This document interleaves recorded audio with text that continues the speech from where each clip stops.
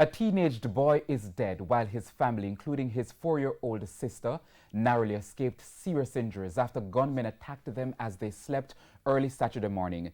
It happened in the Clarendon community of Juno Crescent. Here's TVJ's Krista Campbell.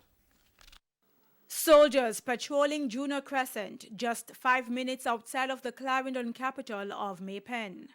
There's no one to detain now, as the persons who committed the unthinkable inside this house would have already made their escape by daylight. Police say about 12:15 in the wee hours of Saturday morning, a family of 4 was asleep inside. The back door kicked in, 2 gunmen entered, opened fire, then fled.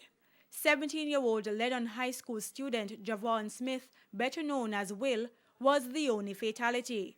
His mother, father, and 4-year-old sister were also shot. They were treated at hospital and released. Investigators do not know what caused the incident. Soldiers stopped to talk to residents, but they do not say much. Some tell TVJ News that the family was not involved in any wrongdoing. A friend spoke to TVJ News off camera about the 17-year-old now deceased Javon, whom he was with at Youth Fellowship hours before the shooting. Yeah, he's a good youth, right?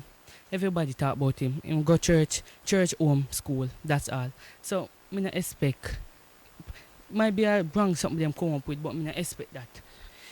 Looking, say him now come back. Nothing you can do but God's will as in. And hope saying God in a better place now. Meanwhile, as tension grows in the area, the distraught friend of the deceased says, Look upon life, never that think about afraid of death and me, but me look upon the same age as me. Make man afraid now, afraid of certain things. Like other parts of Clarendon, Juno Crescent has been rocked by several violent incidents in recent times, despite the declaration of a state of emergency in the parish last September. Krista Campbell, TVJ News.